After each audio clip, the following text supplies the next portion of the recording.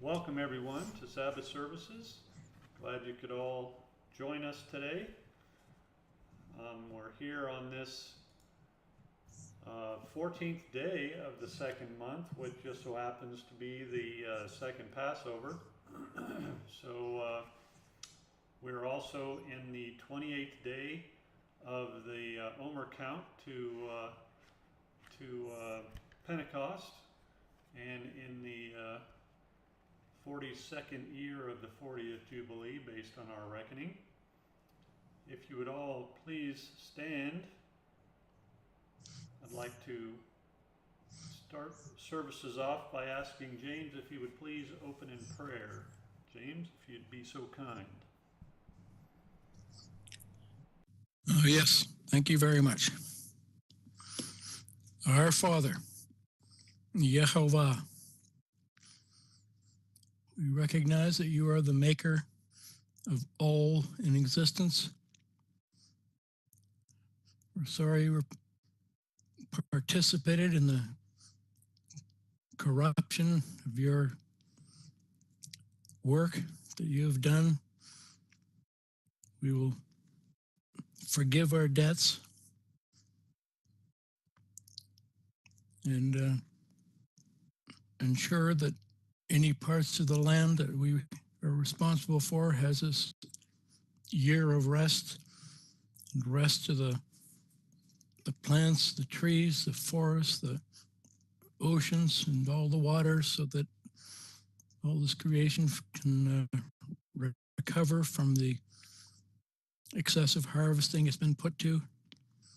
So we give you thanks for the comprehension of your laws and your way of life that give us good instruction on how to conduct ourselves and how to follow your way alone.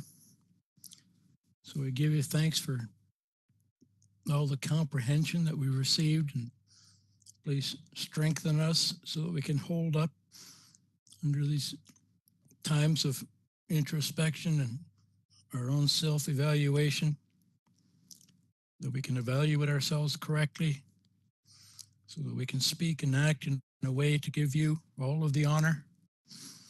So we give you thanks that you will put on us burdens or tests that we are able to endure. So we'll ask again for our ability to properly evaluate ourselves and put ourselves under judgment. So we'll make our best attempts to correct ourselves day to day and Sabbath to Sabbath. Give you appreciation for the understanding of these days of rest and recovery, and that we can please help us be better witnesses, even martyrs of your way of life, and follow your words and your way without fear, and taking the best precautions to help us prepare for the soon to be appearing the 3.5-year period of judgment and tribulation on all of mankind. We do, however, give you thanks for life itself. Help us prepare with the proper discernment and properly evaluate ourselves. So we would ask you again to help us take our thoughts captive and direct them towards you and your ways, not ours. We would ask that for good health and for protection for Donald Trump as he is attempting to stop the ongoing child sacrifice. Please give him people that can effectively support him as he proceeds, and give him safe journeys as he does this work and learns to follow your ways and your laws, and to incorporate them into his thinking in the future. So we ask once again for your strength, and that we can be good representatives of your way of life, and speak your words and your will without fear to all of mankind where we're able. So we give you thanks for life, for all that you've given to us. We most certainly appreciate all that you have done. We ask for this, please, by the authority of your Son, Yehoshua, our Messiah. Thank you. Amen to that. Thank you, James. If you all remain standing and open your hymnals to page 23, we'll sing our opening hymn titled Mine Eyes on Yahweh Continually Are Set, which comes from Psalm 25. Page 23, Mine Eyes on Yahweh Continually Are Set, to open our song service today.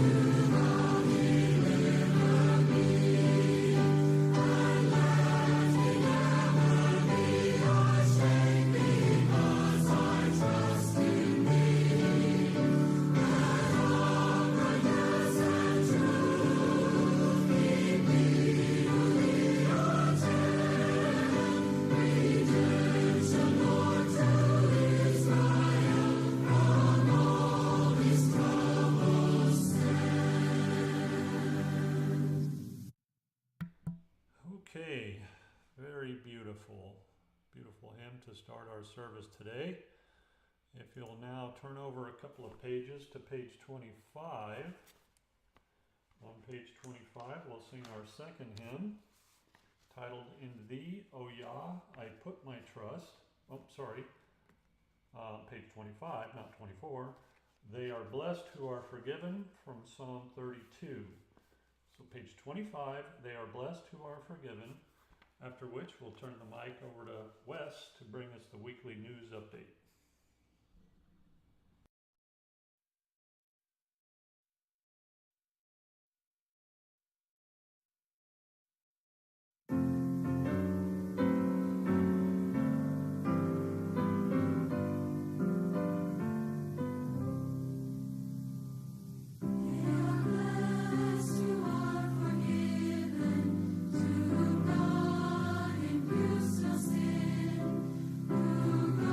Who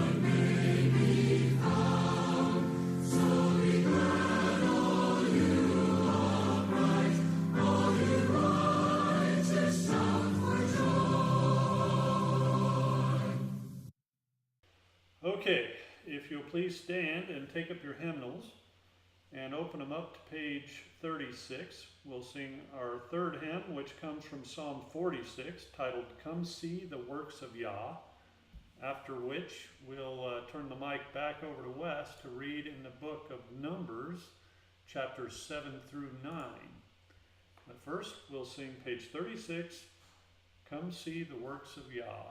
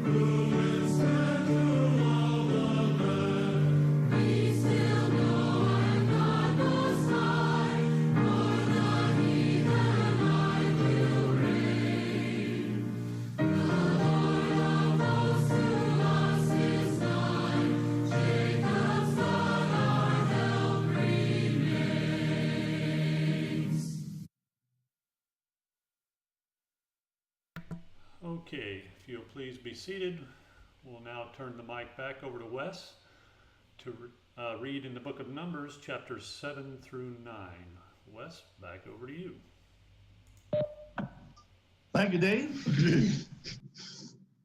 Numbers chapter 7.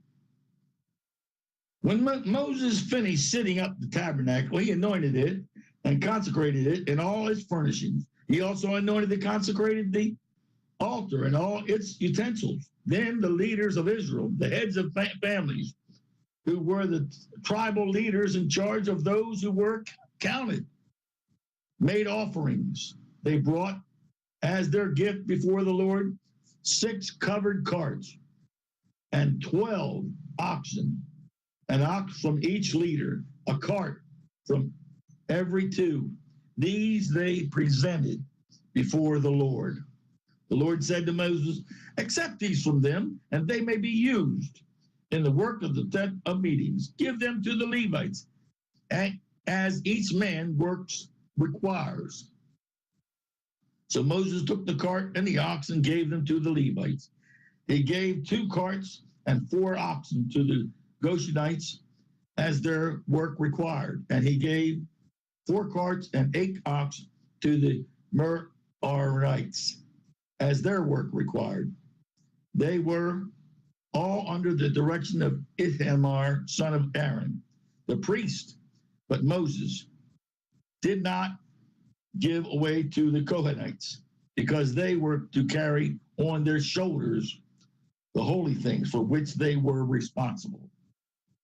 When the altar was anointed, the leaders brought their offerings for it dedication and presented them before the altar. For the Lord had said to Moses, each day 1 leader is to bring his offering for the dedication of the altar. The one who brought his offering on the first day was Nahshon, son of Amminadab, on the tribe of Judah. His offering was 1 silver plate weighed 130 shekels, and 1 silver sprinkling bowl weight 70 shekels, both according to the sanctuary shekels, each filled with fine flour mixed with oil as a grain offering. 1 gold ladle weighed 10 shekels, filled with incense. 1 young bull, 1 ram, 1 lamb, male lamb, a year old, for a burnt offering. 1 male goat for a sin offering, and 2 oxen and 5 rams, 5 male goats, 5 male lambs, a year old, to be sacrificed as a worship offering. This was the offering of Nahashon, son of Amminadab. On the second day, Nethanel, son of Zuar, the leader of the Issachar. What happened to Reuben, Simeon, and Levi? I guess they're doing it in order of the ones that are with Judah. Issachar brought his offering. The offering he brought was 1 silver plate weighed 130 shekels, and 1 silver sprinkled bowl weighing 70 shekels, both according to the sanctuary shekels, each filled with fine flour mixed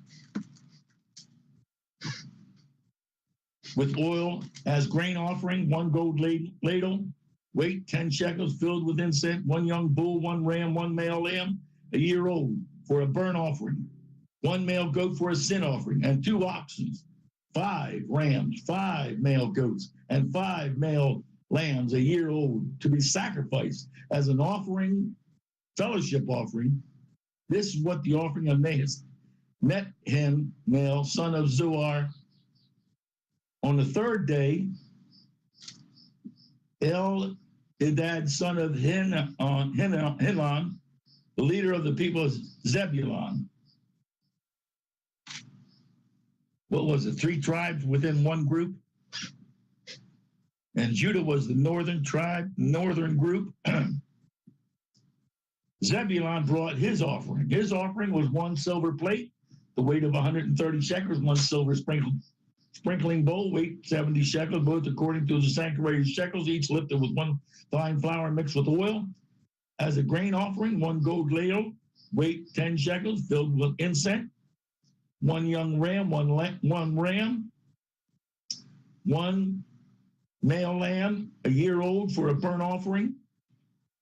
1 male goat for a sin offering, and 2 oxen, 5 rams, and 5 male goats, and 5 male lambs, a year old, to be sacrificed as a fellowship offering. This was the offering of Eldad, son of Helon. On the 4th day, it was 4 of them. No, it had to be 3 tribes. 4th day. So the 4th day started another group.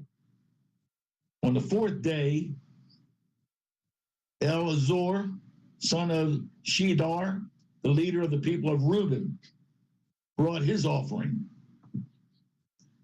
His offering was 1 silver plate weight of 130 shekels, and 1 silver sprinkling bowl weight of 70 shekels, both according to the sanctuary of shekels, each filled with fine flour mixed with oil. As a grain offering, 1 golden ladle, weight 10 shekels, filled with incense. 1 young bull, 1 ram, 1 male lamb, a year old, for a burnt offering. 1 male goat for a sin offering, and 2 oxen, and 5 rams, and 5 male goats, and 5 male lambs, a year old, to be sacrificed as a fellowship offering. This was the offering of Elazar, son of Shedar. On the 5th day, Shelomiel, son of Zurishadai, the leader of the people of Simeon, brought their offering. His offering was 1 silver plate weight of 130 shekels, and 1 silver sprinkling bowl weight 70 shekels, and both according to the sanctuary of shekels, each filled with fine flour mixed with oil as grain offerings. 1 gold ladle, weight 10 shekels, filled with incense. 1 young bull, 1 ram, and and one male lamb a year old for a burnt offering, one male goat for a sin offering, 2 oxes, 5 rams, 5 male goats, 5 male lambs, 1 year old to be sacrificed as a fellowship offering. This was the offering of Shemiel, son of Zurishaddai. On the 6th day, Elasar, son of Deuel, the Lord leader of the people of Gad, brought his offering. His offering was 1 silver plate, weight of 130 shekels, 1 male silver sprinkling bowl, weight of 70 shekels, both according to the sanctuary of shekels, each filled with fine flour mixed with oil as a grain offering, 1 golden ladle, weight 10 shekels, filled with incense, 1 young bull, 1 ram, 1 male lamb, a year old for a burnt offering, 1 male goat for a sin offering, and 2 oxes, 5 rams, and 5 male goats, and 5 male lambs, a year old, to be a sacrifice as a fellowship offering. This was the offering of Elispat, son of Deuel. On the 7th day, Elishama, son of Ammihud, leader of the people of Ephraim, Joseph's son, brought his offering.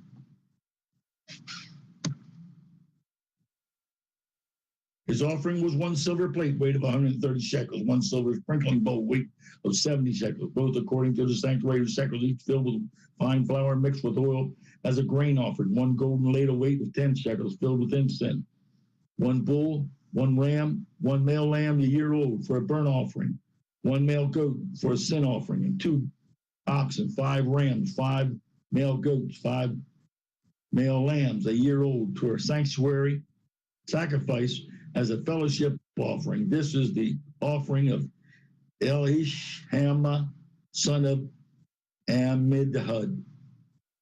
On the 8th day, let's see, what about 3, 6? So we're on the 3rd group. On the 8th day of Gamaliel, son of Pedahurst, the leader of the people, Manasseh, that's Joseph's other son, first son, I guess, brought his offering. His offering was 1 silver plate, weight of 130 shekels, 1 silver sprinkling bowl, weight of 70 shekels, both according to the sanctuary of shekels, each filled with fine flour mixed with oil as a grain offering, 1 golden ladle, weight of 10 shekels, filled with incense, 1 young bull, 1 ram, 1 male lamb a year old for a burnt offering, 1 male goat for a sin offering, and 2 oxen, 5 rams, 5 male goats, and 5 male lambs a year old for a sacrifice as a fellowship offering. This was the offering of Gamaliel, son of Pedahurst. The 9th, 10, 11. So this is the last one on the 3rd grouping. On the 9th day, Adidan, son of Gil, the leader of the people of Benjamin. Benjamin, how about that? That's Rachel's youngest. Brought his offering. His offering was 1 silver plate, weight 130 shekels, 1 silver sprinkling bowl, weight of 70 shekels, both according to the sanctuary of shekels, each filled with fine flour mixed with oil as 1 grain offering, 1 gold ladle, weight 10 shekels, filled with incense, 1 young bull, 1 ram, and 1 male lamb a year old for a burnt offering, 1 male goat, 1 for a sin offering, 2 oxen for 5 rams, and 5 male goats and 5 male lambs a year old for a sacrifice as a fellowship offering. This was the offering of Adidan, son of Gil'edan.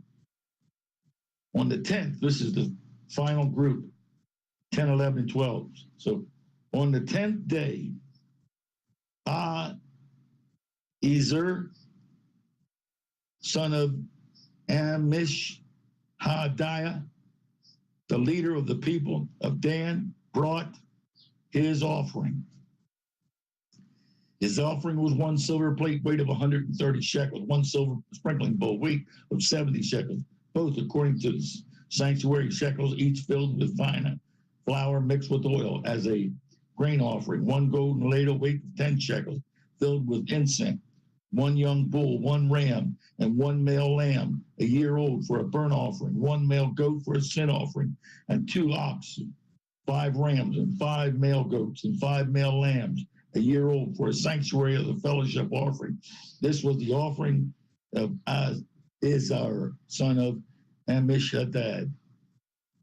For the 11th day, Pegil, son of Osran, the leader of Asher, brought his offering. His offering was 1 silver plate weight 130 shekels, 1 silver plate sprinkling bowl weight 70 shekels, both according to the sanctuary shekels, each filled with fine flour mixed with oil as a grain offering, 1 golden ladle weight at 10 shekels, filled with incense, 1 young bull, 1 ram, 1 male lamb, 1 year old, for a burnt offering, 1 male goat for a sin offering, and 2 oxen, 5 rams, and 5 male goats, and 5 male lambs, a year old, to a sacrifice as a fellowship offering. This was the offering of Pagil, son of Okran. I'm still on 7, all this reading. All right. On the 12th day, Erah, son of and the leader of the people of Naphtali, brought their offering. His offering was 1 silver plate weight of 130 shekels, 1 silver sprinkling bowl weight 70 shekels, both to the sanctuary, both according to the sanctuary shekels, each filled with fine flour mixed with oil as a grain offering, 1 golden ladle weight 10 shekels, filled with incense, 1 young bull, 1 ram, and 1 male lamb for a year old, for a burnt offering, and 1 goat for a sin offering, and 2 goats, and 5 rams, and 5 male goats, and 5 male lambs, a year old, to be a sacrifice as a fellowship offering. This was the offering of Ariah, son of Enan. These were the offerings of the Israelite leaders for the dedication of the altar when it was anointed: 12 silver plates, 12 silver sprinkling bowls, 12 golden ladles. Each silver plate weighed 130 shekels, and each sprinkling bowl 70 shekels. Altogether, the silver dishes weighed 2,400 shekels. Wow. According to the sanctuary, the 12 golden ladles filled with incense weighed 10 shekels each. According to the sanctuary shekel, according to the golden ladles, weighed 130 shekels. The total number of animals for the burnt offering came to 12 bulls, 12 rams, 12 male lambs, a year old, together with their grain offerings. 12 male goats were used for the sin offering. And the total number of animals for the sacrifice for the fellowship came to 24 bulls, 6 rams, 6 male goats, and 60 rams, 60 male goats, and 60 male lambs, a year old. Wow, that's a lot of animals, let's put it that way. These were the offerings for the dedication of the altar after it was anointed. When Moses entered the tent of meeting to speak with the Lord, he heard the voice speaking to him from between the 2 cherubims above the atonement cover on the altar of the testimony, and he spoke with him. You imagine that? It'd be like you and I sitting there, and there's a speaker in your room, and you know where the speaker is, and you're looking that way. You don't see nothing, but you know that's where they're at. And that's what Moses did. 2 cherub cover the throne. So that means that when the voice came from there, that meant God was sitting on the throne where the cherubim were sitting. When Moses entered the tent of meeting to speak to the Lord, he heard the voice speaking to him from between the 2 cherubims above the atonement cover of the altar of testimony. And he spoke with him. Well, how exciting would that be? to speak with God the Father. Wow. What a blessing Moses was. The Lord said to Moses, speak to Aaron and say to him, when you set up the 7 lamps, they are to light the area in front of the lampstands. Aaron did so. He set up the lamps so that they faced toward on the lampstand, just as the Lord commanded Moses. This is how the lampstand was made. It was made of hammered gold from its base to its blossoms. In other words, they had blossoms like flowers on it. The lampstand was made exactly like the pattern the Lord had shown Moses. The setting apart of the Levites. Then the Lord said to Moses, take the Levites from among the other Israelites and make them ceremonially clean to purify them. To this, sprinkle the water of cleaning on them. Then have them shave their whole bodies and wash their clothes and so purify themselves. Have them take a young bull with its grain offering and fine flour mixed with oil. Then you are to take a second young bull for a sin offering. Bring the Levites to the front of the tent of meetings and assemble the whole Israelite community. You wanted everyone to see what he was doing. You are to bring the Levites before the Lord, and the Israelites are to lay their hands on them. Aaron is to present the Levites before the Lord as a wave offering for the Israelites, so that they may be ready to do the work of the Lord. Wow, how about that, huh? In front of God and everybody, they did all this, huh? After the Levites had laid their hands on the heads of the bulls, used the one for a sin offering and to the Lord and the other for a burnt offering to make atonement for the Levites, have the Levites stand in front of Aaron and his sons, and then present them as a wave offering to the Lord. In this way, you are to set Levites apart from the other Israelites, and the Levites will be mine. Just like the firstborn are mine, right? After you have purified the Levites and presented them as a wave offering, they are to come to do their work at the tent of meetings. They are the Israelites who are to be given wholly to me. I have taken them as my own in place of the firstborn. The first male offering from every Israelite woman. Every firstborn male is Israel's. Whether male or animal, I'm sorry, man, not male. Man or animal is mine. When I struck down all the firstborn in Egypt, I set them apart to myself, and I have taken the Levites in place of all the firstborn sons in Israel.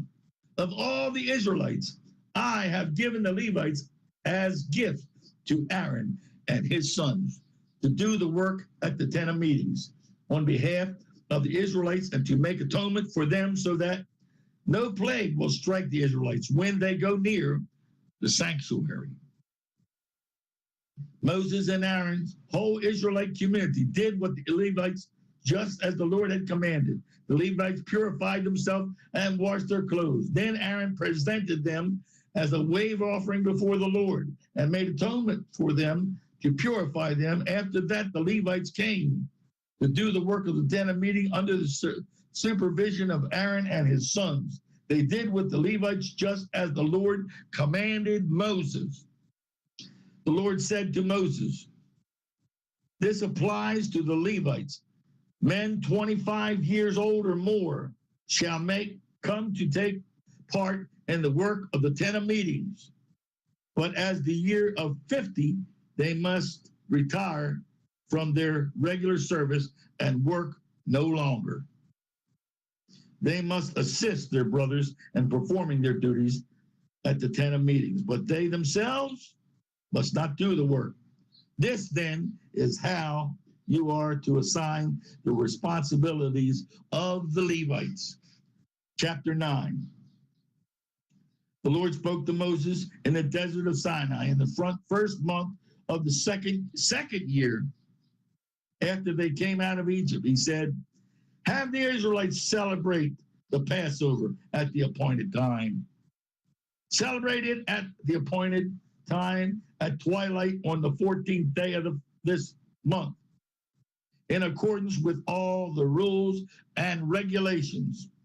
So Moses told the Israelites to celebrate the Passover, and they did so in the desert of Sinai at twilight on the 14th day of the first month.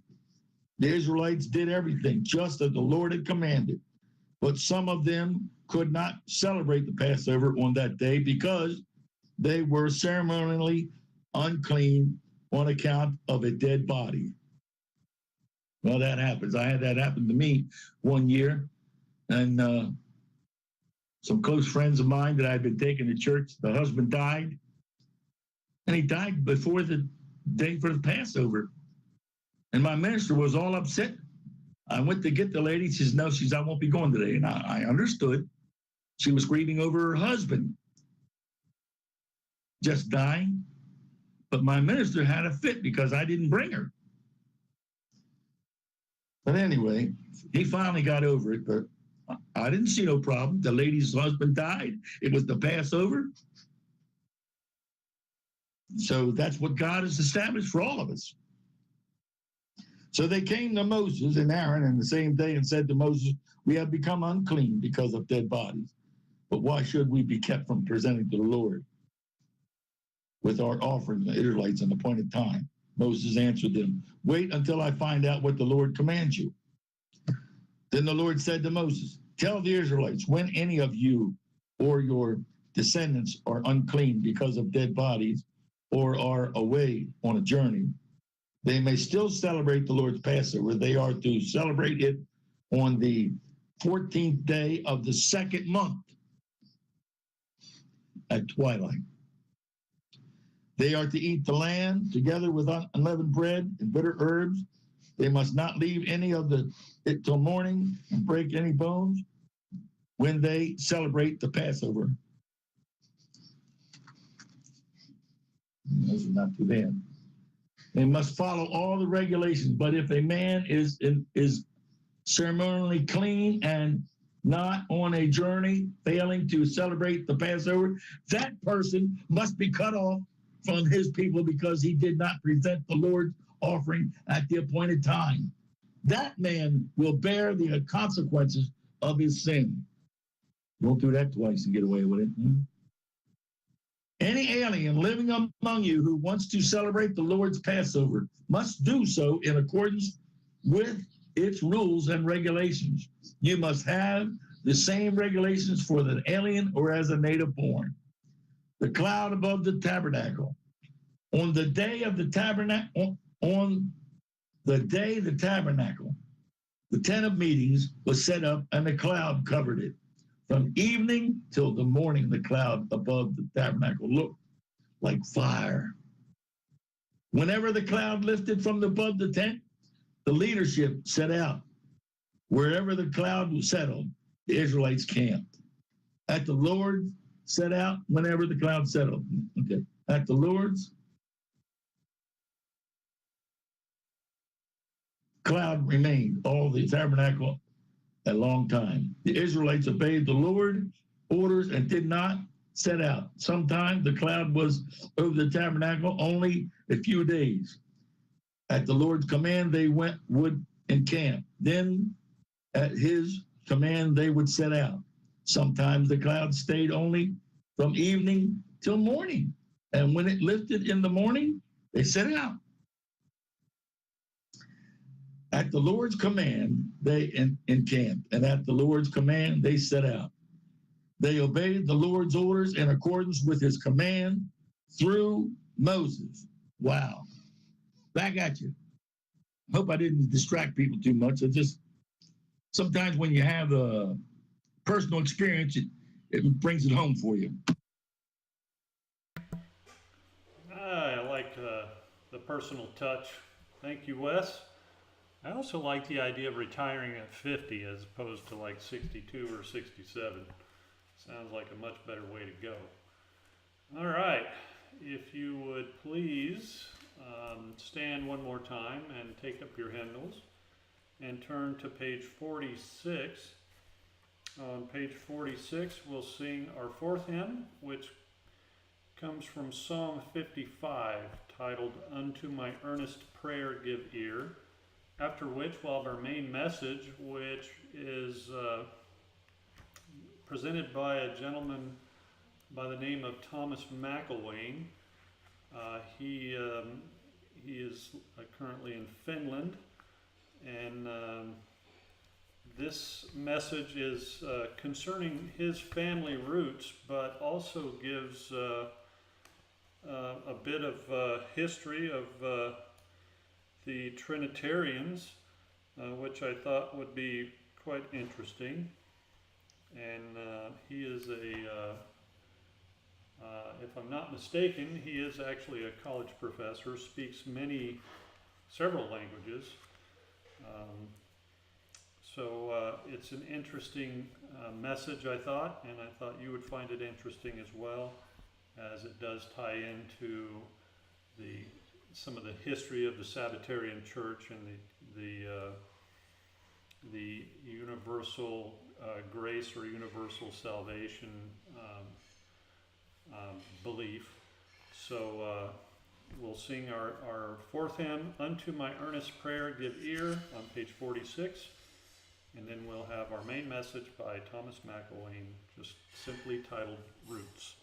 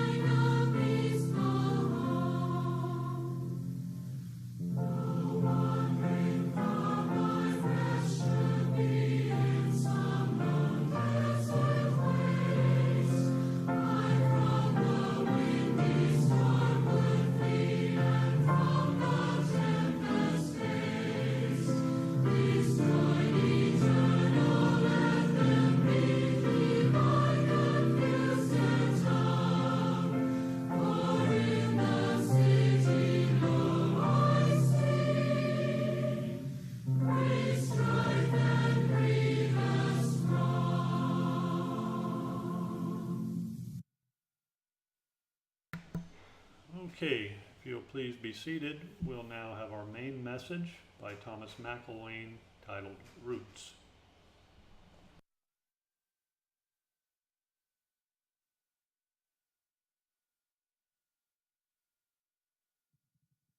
Probably all of us have things in our background that we're unaware of. Recently, I found out that I'm a descendant of a person who came over on the Mayflower, and that's not anything I had ever expected or even hoped for.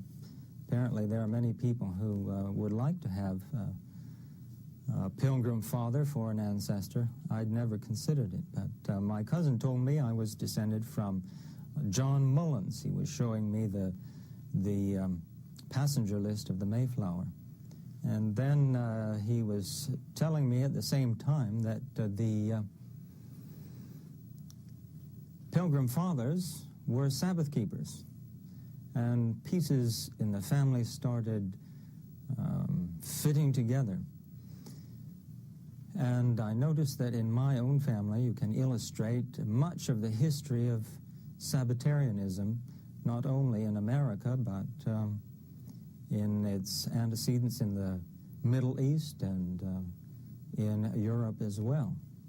So I thought I'd just sit back and tell about my own family and where they came from and why, and give some stories, the details and documentation of which you can find in the papers that are being put out on the subject. John Mullins, that came over on the Mayflower, was a Sabbatarian, kept the seventh-day Sabbath, and my great-grandfather was William Mullins, descended from him, and he was also a Sabbatarian. Didn't belong to any church, but he kept the Sabbath all of his life. And there's a whole long line of Sabbatarians there, and when you go to the other side of the family, you find the McElwains. And that's a name that is known, at least from the 10th century, as being the Celtic form, Mac Gilla Vine. Gilla is servant, and vine is white. And that is in reference to the people who refused to accept the Roman religion when it was forced on Ireland. And it's in reference to the old Celtic practice of dressing in white. So there you have several strands, and we'll find even more as we go on. It's generally thought that the first Sabbath-keeping church in what is now the United States was the Seventh-day Baptist Church that was founded around Stephen Mumford, who came to America from the Bell Lane Church in London, joined the Baptist Church in Newport, started talking about the Seventh-day Sabbath, and got a lot of sympathy among the members and a lot of hostility from the elders. And so in, I believe, 1671, the first Seventh-day Baptist Church was formed. But as we've already pointed out, there were Sabbath-keeping people in America a good long generation before that, 2 generations actually, 50 years earlier, we find Sabbatarians in what is now the United States. The Seventh-day Baptist churches coming from Bell Lane, the first church in London was actually the first church called Seventh-day Baptist or Sabbatarian Baptist was the Millyard Church. Long thought to be developed or descended from the Traskite Church from 1617.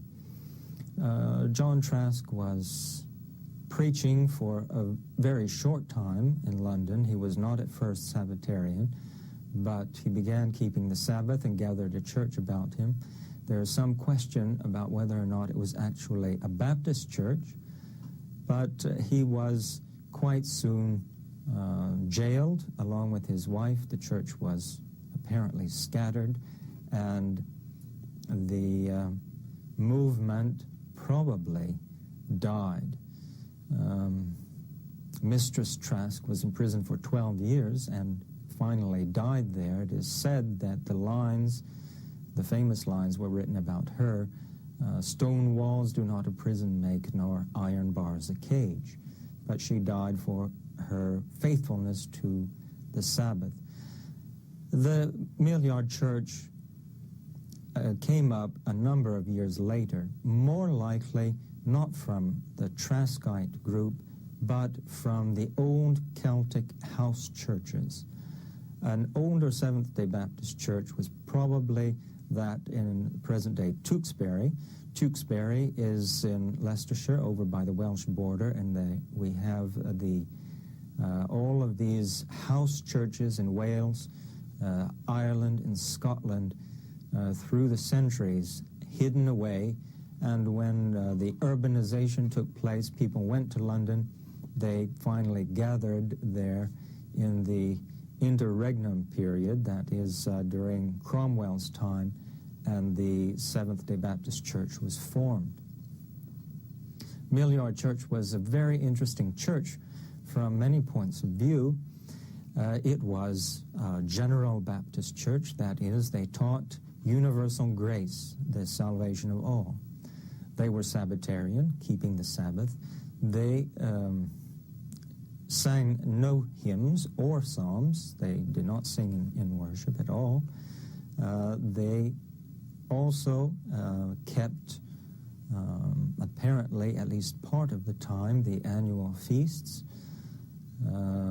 They were also a part of the Fifth Monarchy. This was a radical movement that was teaching that the image in Daniel 2, the stone would strike the feet, and the fifth monarchy would fill the world as the stone became a mountain and filled the world. And this is the Messianic kingdom, the millennium on earth. And they were waiting for this. John James was a fervent preacher of this message. He was dragged from the pulpit one Sabbath day after the Restoration. King Charles felt that the fifth monarchy was a threat to the throne, and perhaps for good reason, because John James, the Seventh-day Baptist, the Millyard Church, was affected by the synagogue in Amsterdam, for one thing, and through the synagogue in Amsterdam and perhaps other sources, were influenced by the Sabtai Tzvi movement, the Jewish Messiah, called the false Messiah. And these people were waiting for a real kingdom of God on earth. So the king may have been right to feel that the throne was actually threatened. And of course this was a church that was a product, very much a product of the Cromwellian period. So the suspicion attached to it was not unfounded. Because of this suspicion, we have another church arising, the Pinners Hall Church, called Calvinist, Particular Baptist. This arose after the Restoration, probably founded by people who wanted to escape the suspicion that joining the Millyard Church would place on them.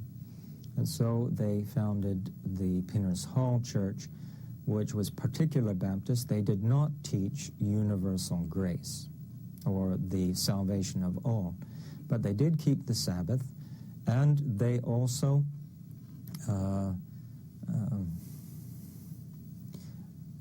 apparently were a modified or moderate Unitarian stand as well, because if you read carefully in Francis Bampfield's book, All in One, in which, by the way, he proposes Hebrew education for all of England instead of Latin and Greek-based education, and the Stennett family, which produced many of the pastors of the Bell Lane Church and the Pinners Hall Church, were brought up in this kind of education based on Hebrew. In this book, he presents Christ as subordinate, although he strongly emphasizes the pre-existence of Christ and that it was Christ who spoke the Ten Commandments on Mount Sinai. Nevertheless, this is a subordinate Christ, and he does not accept the Trinity. So when did the Trinity actually come to Seventh-day Baptists? Well, this is an effect of basically two things. In the 1700s, you have the Methodist awakening that gave hymns to the world, split many, many Baptist churches over the issue of hymn singing. Most churches didn't accept hymn singing at all. And when the Seventh-day Baptist two hymnals came out in the 1690s, and these were precursors of this Methodist movement. The Stennetts brought out hymnals for the Particular Baptists. one for communion and the other for baptism. They felt that the Psalms didn't provide enough material or Christian enough material for these events. And this attitude led in hymn singing, and with the Methodists, then Trinitarianism. That's one point. And the other point is that at the end of the century, the 1700s, you had this conflict that reached Baptists too. The conflict over the Trinity and the unity of God, which resulted in the establishment of the Unitarian churches.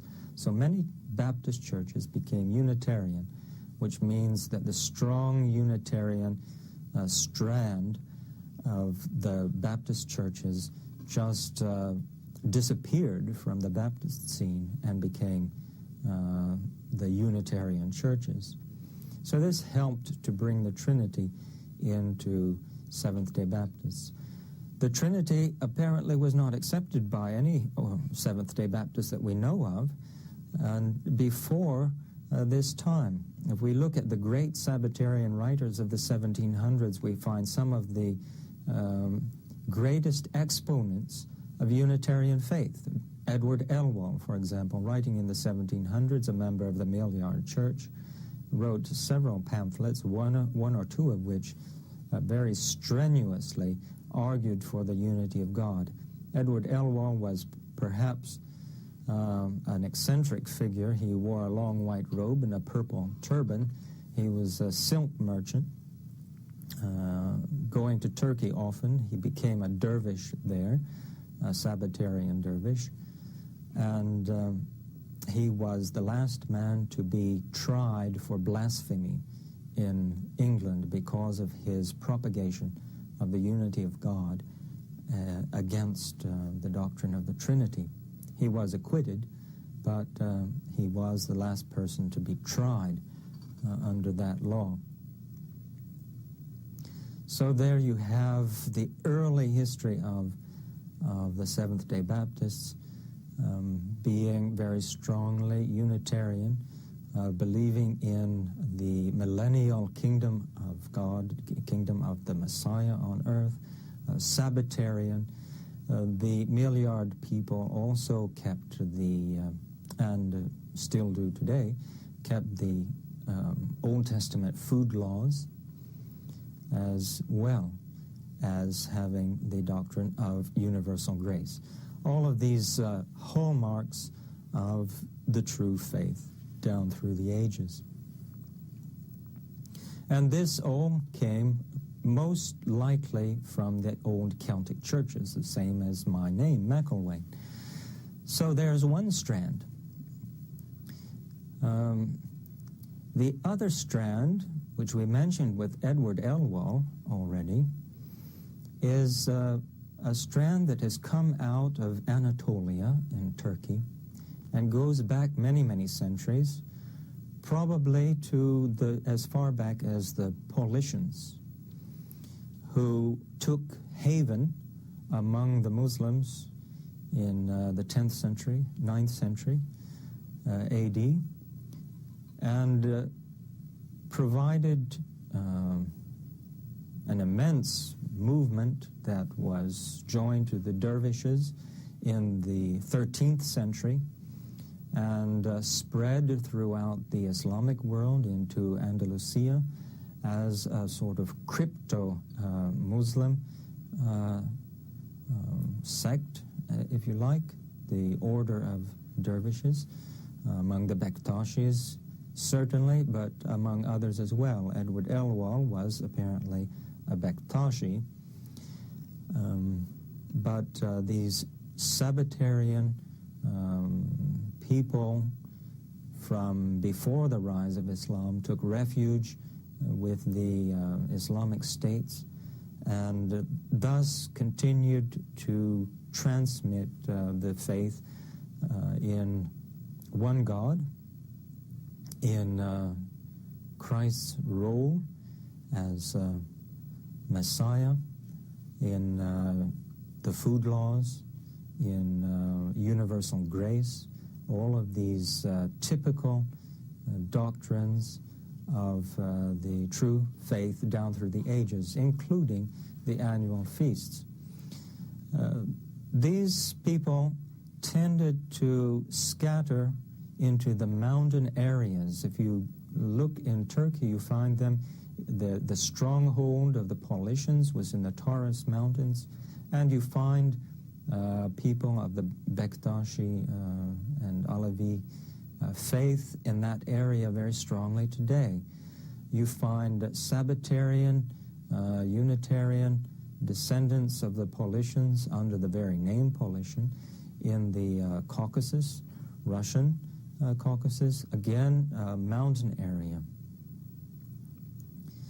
The Paulicians were in Thrace, and from there they spread out through the Balkans and went as far as the Waldensians, and you have a whole band of Sabbatarians across Europe from the Paulician influence. You have pockets of them in Bosnia today, in Transylvania, in the mountain areas. These people hiding out among the Islamic dervish orders finally were thrust out of Spain in 1492, and some of them became refugees. It is said that the Melungeon people in the southern part of Appalachia are descendants of Native Americans, the Moorish refugees, and white people. So it's a tri-racial community. One of the most common names among the Melungeons is Mullins, descended from the Pilgrim Fathers. John Mullins, on the list of passengers on the Mayflower, in this group of Sabbatarians that had come from Holland, not from England, actually, well, from England to Holland, and from Holland to what is now America. And we find John Mullins among them, the forefather of the Melungeons, meeting Sabbatarians from Spain in the southern Appalachian area. And there they joined together in the faith that is essentially the same through all of these ages. One coming from the British or Celtic line, and the other coming from the Turkish, Arab, Moorish line from the Middle East, and joining there in the southern Appalachian Mountains, and still keeping the Sabbath, still believing in one God, still believing in the kingdom of the Messiah on earth, in Jesus Christ, still following the food laws, still following annual feasts of the Bible, and still believing in universal grace, and preaching these things where possible, and living them in isolation in the mountain areas where persecution had always forced them to go. And as I was growing up, I heard many, many stories about these Sabbatarians of the hills, Sabbatarian Unitarians of the hills. My grandmother and father told me about William Mullins's children. He was married to a Baptist lady who gave her children Sundays off, and they had a lot of corn to hoe. But William Mullins never let his children do any work on the Sabbath. So that meant they got 2 days off from hoeing corn. They were very much the envy of the people, the other children living around them, because they got 2 days off in the week instead of only one. Well, the Mullins family was certainly a very colorful Sabbatarian Unitarian family. My grandmother told me about how they used to have a stick, and they'd make a notch in the stick every day, and then when Friday evening came, they made a bigger notch, and they knew when the Sabbath was coming, because they didn't even have calendars. And otherwise, they followed the moon, and they counted the moons very carefully and watched the sky in order to establish the times of the annual feasts, and also when to plant. Well, William Mullins lived at a time when he could buy an almanac, and he planted his corn and beans by the moon, and he worshipped by the moon as well, following, counting out the spring feasts and the autumn feasts from the Bible. He would go down to Sutton and go to the Seventh-day Baptist Church. There was Roanoke Seventh-day Baptist Church down there. It's I think they built a dam and covered it with water, actually, and the freeway goes down through there. The place is no longer existent, but he never actually joined the church. And then when the Adventists came in, he would go down to that one once in a while on a Sabbath, too. People would ask him what church he belonged to. Well, I go to both the Seventh-day Baptists and the Adventists once in a while, but I don't trust either one of them. Independent mountain people, keeping the Sabbath and keeping the faith all the way down the years. Now, I used to listen to those stories of how they used to do things. Now, William Mullins's father was John Mullins, and they had to come up into West Virginia, further away from the trouble area, because John Mullins's niece married a Hatfield. And there was a lot of feuding going on. They had to come up to Browns Mountain in Webster County in West Virginia to get away from the fighting, and that's where the McElwains were living. But and Sabbatarians, McElwains were Sabbatarians from the Celtic side. So there they met. And while they were living on Browns Mountain, my grandmother would tell me about how her father lived. I was sitting there in West Virginia one day, and I'd seen so many people chewing tobacco, I blurted out, I said, "A decent person does not chew tobacco." And my grandmother reared up and she said, "Well, my father, Bill Mullins, every morning of his life put a chaw of tobacco in his mouth, and every evening he sat out on the porch with a jug of moonshine beside him and polished his teeth with a matchstick." So they were colorful people. And I learned not to say too strong of condemnations of things before finding out first. But John Mullins was living there too. My grandmother remembers him. He came in one day and he said somebody's stealing corn, and they had a corn crib with was made out of logs, and you could put your hand through the logs and get corn out of it. They did that so the air would go through it and dry the corn.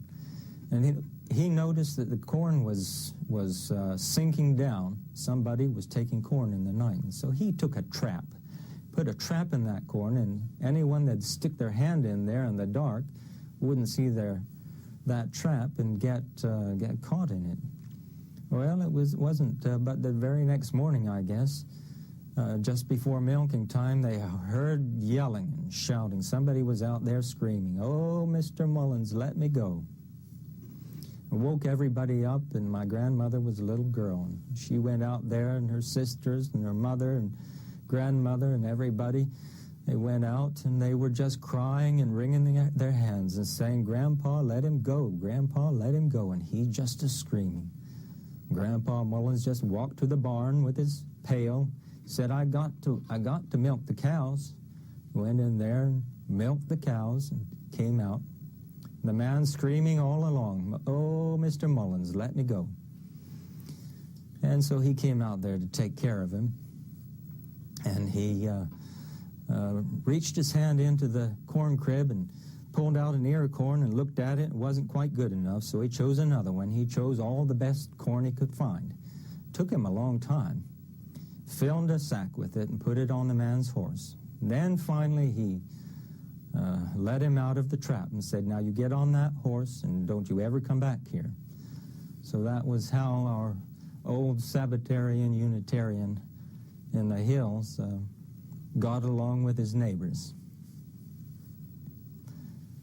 But down in Pikes County, in Pikeville, they had John Mullins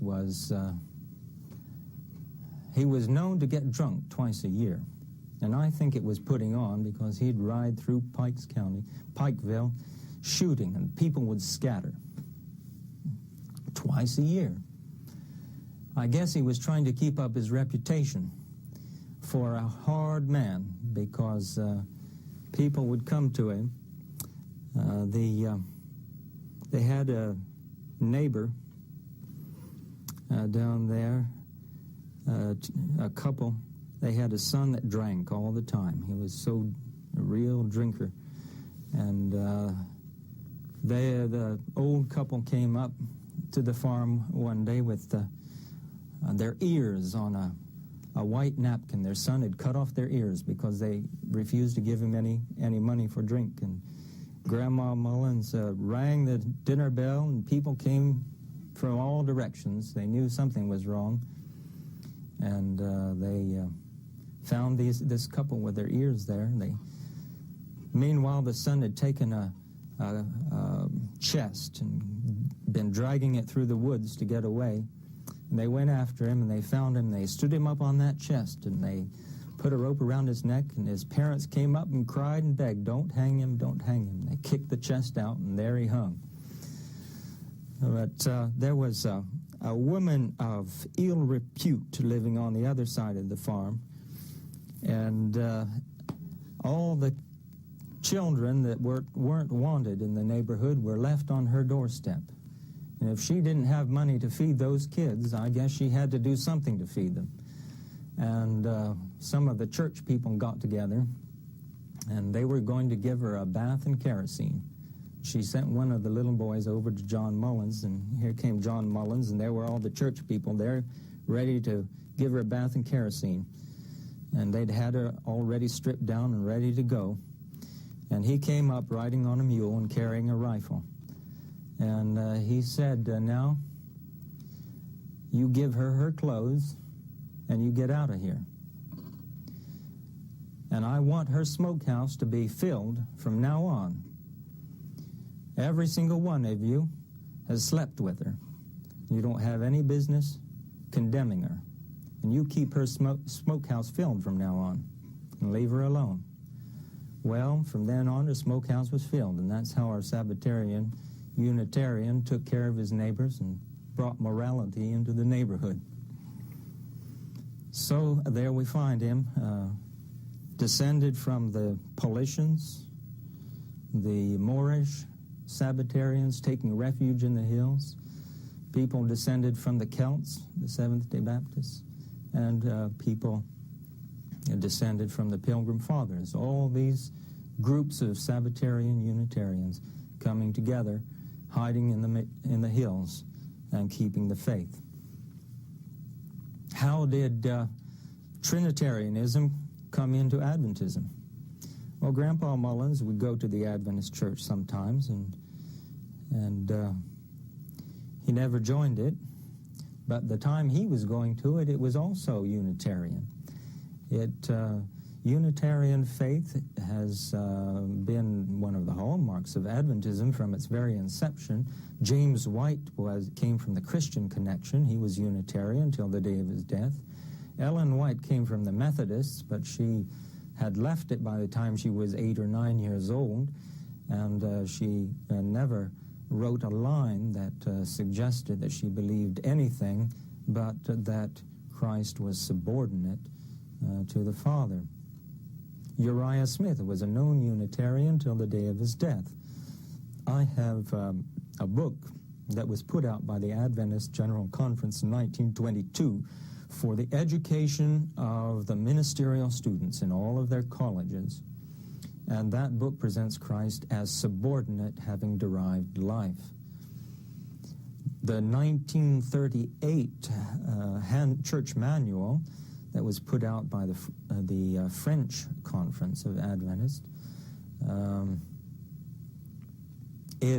quotes the words of the well-known Unitarian martyr Michael Servetus, who was killed by Calvin himself, actually. Calvin came out in front of the cathedral. I've stood on the spot. There's a statue to Michael Servetus there that the Calvinists have put up in shame for what they did. They tied him to the stake. They piled brush about him. Calvin came out and said, "You've got one last chance. Just confess that Jesus Christ is the eternal Son of God." And Michael Servetus said, "I confess that Jesus Christ is the Son of the eternal God." And Calvin became so angry his face turned red, and he said, "Light the flames." And Michael Servetus died for his faith in the one true God and for his opposition to the Trinity. In the Seventh-day Adventist statement of faith in French, this sentence is quoted: "We believe that Jesus Christ is the Son of the eternal God." And this was a blatant statement in behalf of Unitarianism. And that was just before World War II. In fact, there was no official statement by the Adventist Church accepting Trinitarianism before the publication of Questions on Doctrines, which was a product of the discussions with Dr. Barnhouse in Washington with the Adventist leaders, at which time the Adventist leaders capitulated both the moderate Unitarian stand of Adventism and their belief in the continuing atonement, upon which the unique Adventist doctrine of the sanctuary rests, without which there is absolutely no need for a sanctuary doctrine or for the Adventist Church to exist. But they repudiated both of those doctrines under the influence of evangelical Christians, and a little more than 20 years later, finally incorporated a Trinitarian formulation in their statement of beliefs. So Trinitarianism in Adventism is something that came in my lifetime. I remember when it happened. Of course, with changes of doctrine, people have the tendency to say this is what we always believed. But that's just not true. The Adventist Church was a Unitarian, moderate Unitarian, all through its existence. They believed in the pre-existence of Christ, but not that Christ was equal with the Father, but that he had derived life.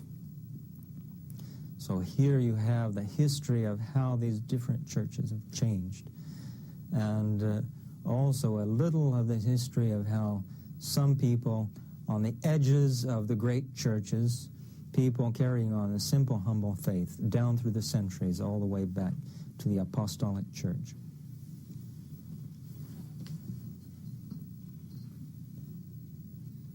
Most of it's. So how did it happen that a well-established church could reverse itself on its doctrines, as happened to the Adventist Church? How did they become Trinitarian when once one of their central doctrines was the messianic role of Christ within a Unitarian context? Well, it happened in 1978, whenever it was, the Dallas Conference, 1958, the discussions. But how could that actually be accomplished? Well, this is typical of what has happened down through the ages. As soon as there's a visible church, it's infiltrated. As soon as there is a visible church that accepts the Sabbath, that accepts the unity of God, there are people who come into it, and there's a very precise process of how that happens. Well, Adventists wanted to be like other Christians. And that was a strong point that pushed them toward this change in doctrine.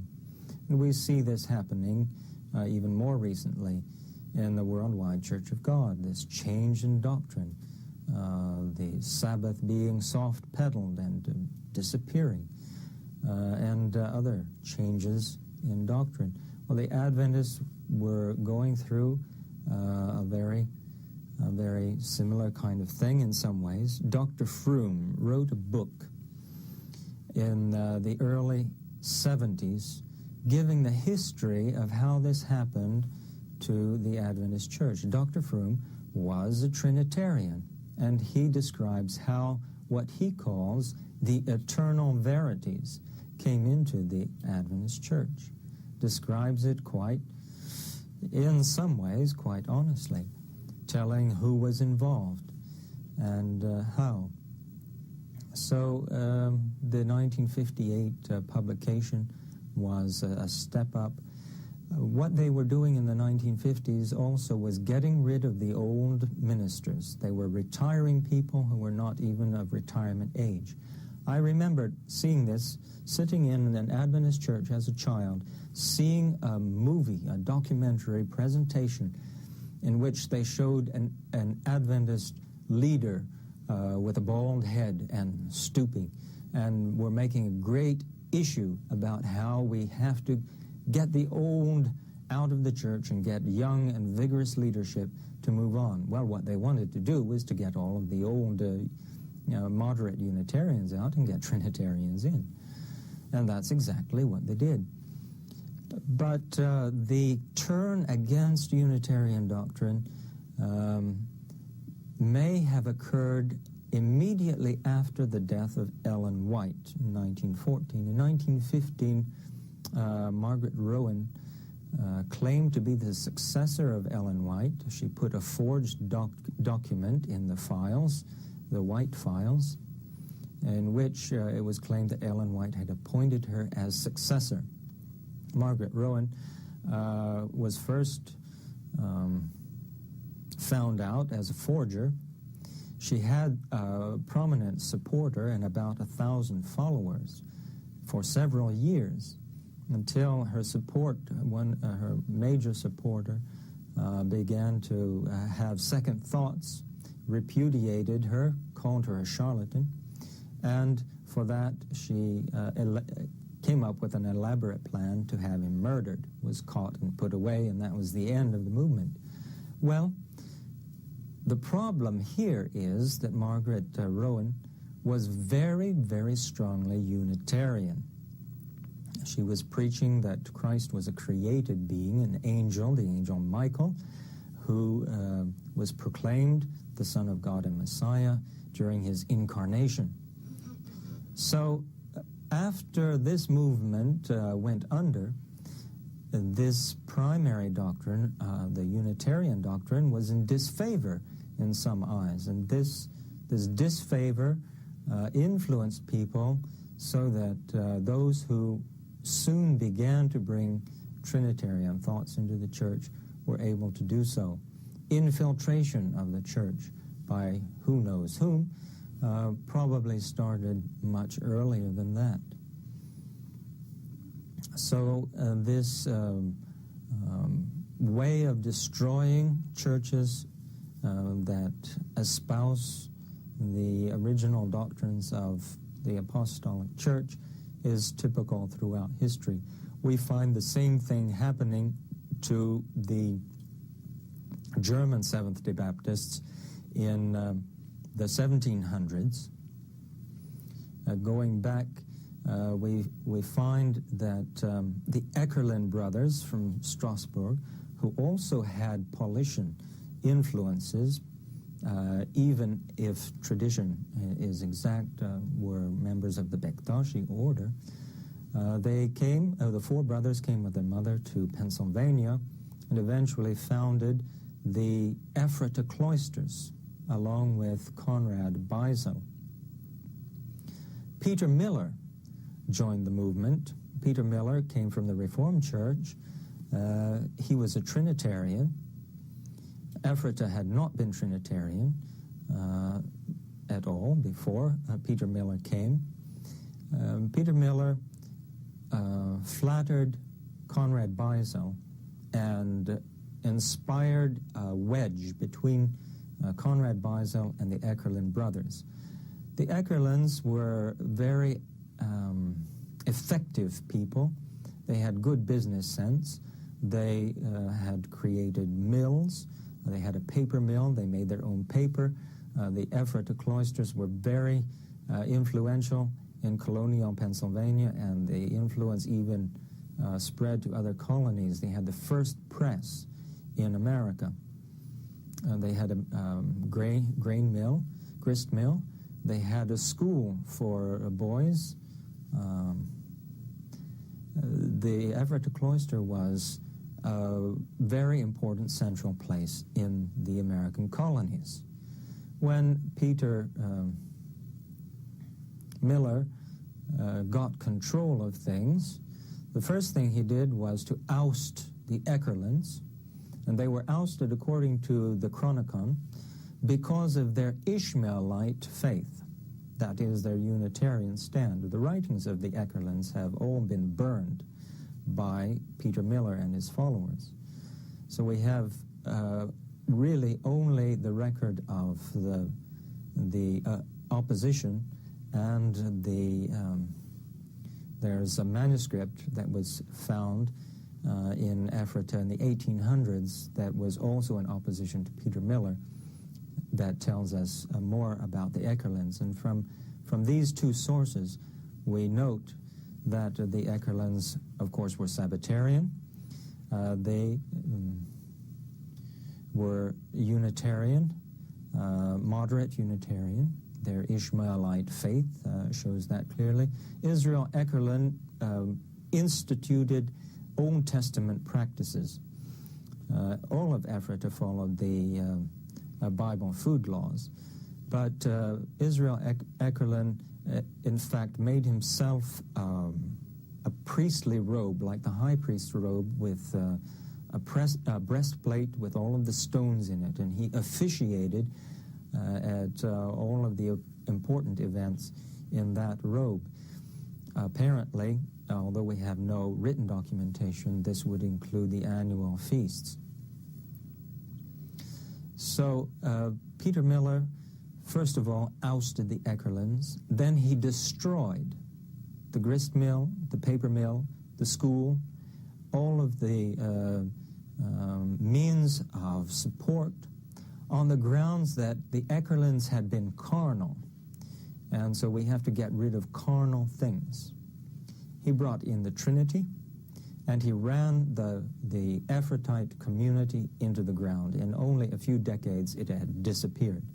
The German Seventh-day Baptists today are Trinitarian. So this infiltration of enemies into the church is very typical. If we go to the Seventh-day Baptists in the preceding century, just a few decades earlier, the Newport Church, the first Seventh-day Baptist church in America. From that church came the Rogers family joined the church. John Rogers joined the church. He was living in New London, and the Newport Church was some distance away. And so Newport was in Rhode Island, New London is in Connecticut. The Martha's Vineyard Church was established. Martha's Vineyard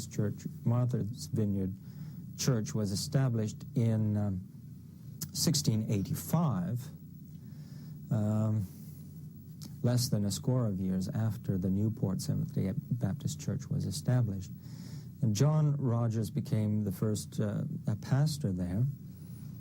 They got along very well until a Quaker visitor from England visited them and infiltrated them with other doctrines, and eventually they gave up the Sabbath, and the Rogerine Church continued to exist up into the early 1800s, but they had given up the Sabbath through infiltration. And they had had a very strong witness for the Sabbath in the beginning.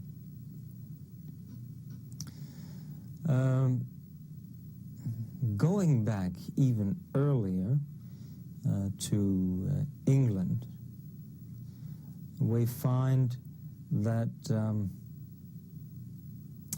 Daniel Katz, I believe is his name, David Daniel Katz, wrote a book about the Sabbatarians in England.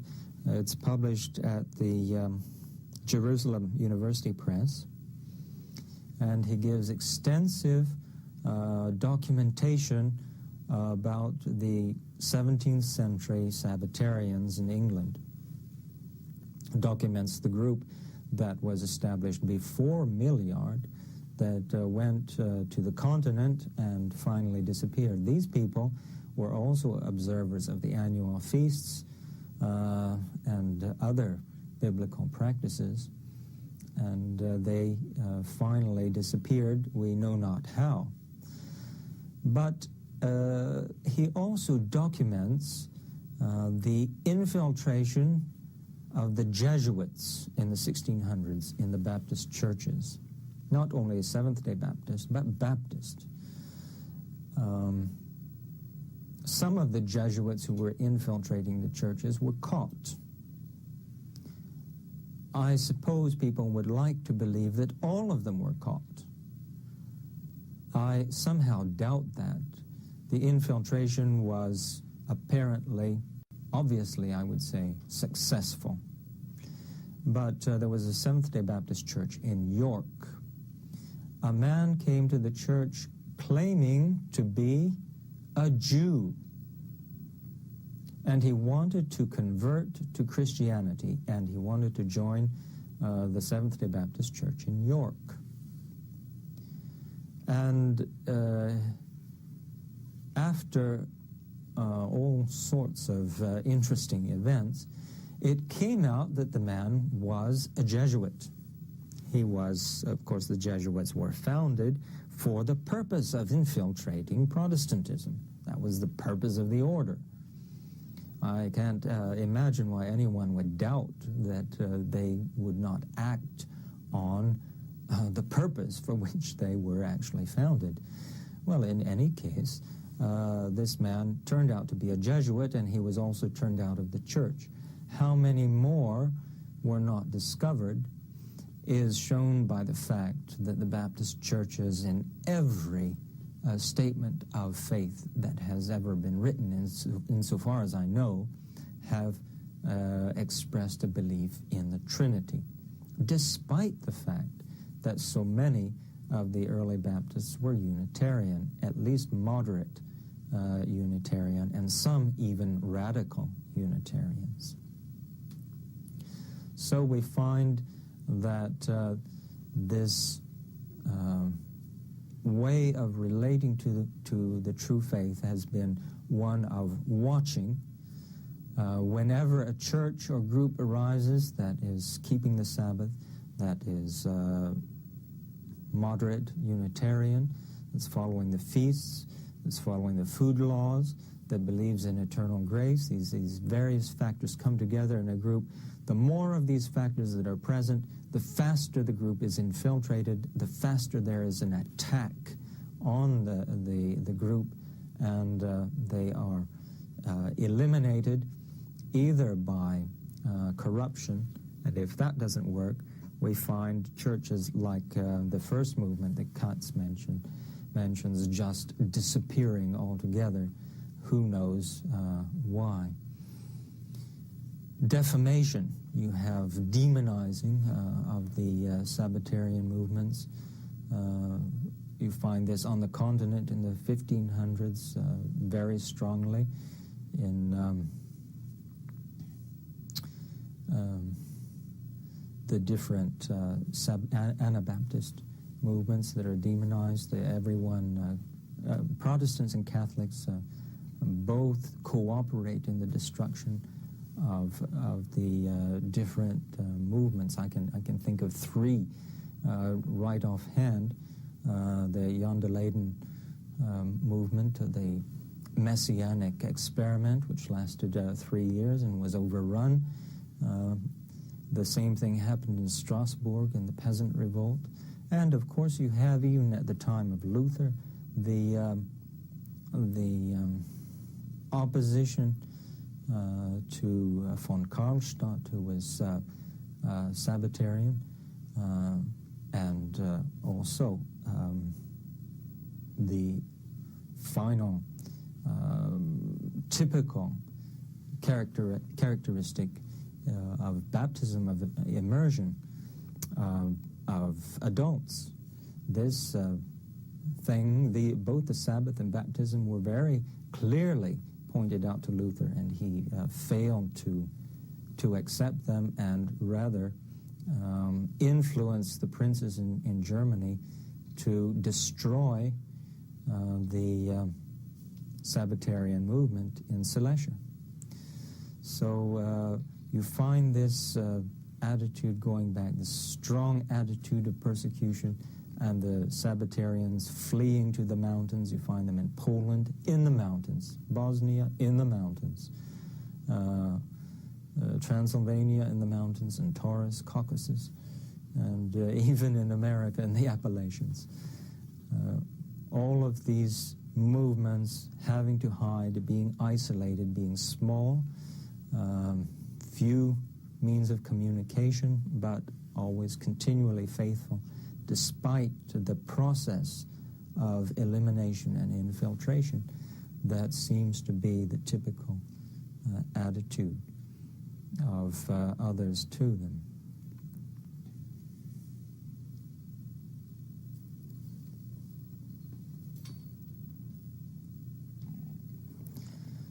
I've been talking a lot about my own family, but in conclusion, I think we should turn our eyes to something that has been very much neglected. We tend to think of the churches in Western Europe. Even in my family, there's a strand going back to the Oriental Sabbatarians. When you think of the Sabbath keepers in Turkey, among the dervishes, the Bektashis specifically, there were millions of Sabbatarian, Unitarian believers. When Kemal Atatürk took over Turkey, the Ottoman Empire fell in the end of the first quarter of this century. Turkey became a republic. One of the first things he did was to make the dervish orders illegal, especially the Bektashis. He left other orders, but the Bektashis were eliminated. Millions of them disappeared, who knows where or how. Among the Bektashis, certainly not all of the Bektashis, and probably not a majority of them, were Sabbath keepers. Millions and millions of Bektashis disappeared. So many disappeared that the Sabbatarian minority had to count for millions. And this happened in this century without a squeak. Not one word of protest, insofar as I know. And the Bektashi order of dervishes is still illegal in Turkey today. I've traveled extensively in Turkey looking for such people. I found pockets of them, especially in mountain areas. People who come together on Sabbath to read the scriptures, who believe in the Bible. They read the Quran as well, but their liturgy is focused on, their worship service is focused on the Psalms. They read the Psalms for their worship. They base their beliefs primarily on the Bible. They give biblical foundation for what they believe before referring to the Quran. I found many such people, talked to them. When I was working for the Missionary Society, my area included all of Scandinavia and the former Soviet Union. I was in the Soviet Union, working in the Soviet Union for 4 years. And I found many, many different kinds of groups of Sabbatarians hiding out. Not only the Adventist groups, and there are a number of those, the ordinary Adventists, the more or less collaboration Adventists. Then there were the underground Adventist church. the Reformed Adventist and the underground Reformed. At least 4 different Adventist groups were there. But beyond that, throughout the White Russian area, the Ukraine, there were many, many groups of Sabbath keepers with Unitarian teaching, as you find from Transylvania, Hungary, and still spreading out through eastward, hundreds of groups of people. In Russian, the Sabbath keepers are called subotniki. I have met 3 different kinds of subotniki. One is Orthodox and Trinitarian, and they follow the rites of the Russian Orthodox Church. They had, all during the Soviet period, their own village, their own church, and they turned the village into, I think it was a kolkhoz, unless it was a sovkhoz, a communal farm, in which throughout the 70 years of Soviet domination, they kept the Sabbath as a collective farm. I found radical Unitarians who were actually, I would say, Karaim, converts to Judaism who do not believe in the Talmud, non-rabbinical Jews or Jewish converts. But in between them, we find the moderate Unitarians, and they have been there for centuries. I met a man in Leningrad, and he had no socks. His feet were wrapped. He had come from Siberia. He told me he knew of many, many communities of people in Siberia who had been collecting there as back from the times of Catherine the Great in the Russian Empire, deported to Siberia for their faith and establishing Sabbatarian Unitarian communities all through Siberia. And he wore very coarse clothing, carved, not buttons, but sort of hooks, handmade shoes, and he had somehow gotten to Leningrad, and I met him there, and he told me something of the Sabbatarian people of which he was a part. So the movement of the true faith is spreading all around the world and going back for centuries and centuries.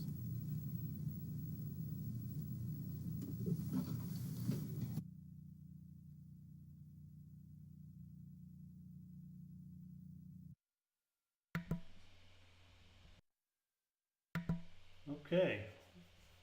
Well, hopefully you enjoyed that little bit of history. I always find that if you want to figure out what true doctrine is, you have to look at Scripture in conjunction with history.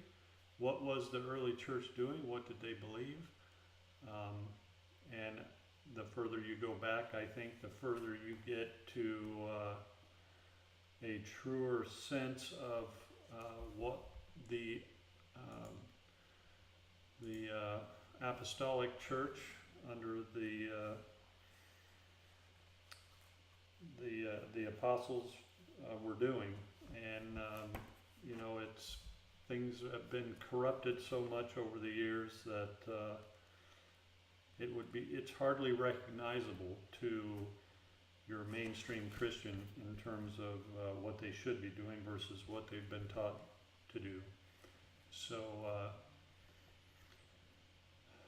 yeah, that's true, Jerry, you did. No corn stealers.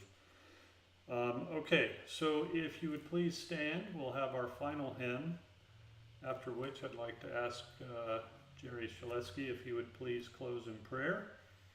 So take up your hymnals and turn to page 59. We'll sing our final hymn, which comes from Psalm 77, titled, Unto Yah I Lift My Voice. That's page 59, Unto Yah I Lift My Voice, after which we'll turn the mic over to Jerry Shaletsky for the closing prayer.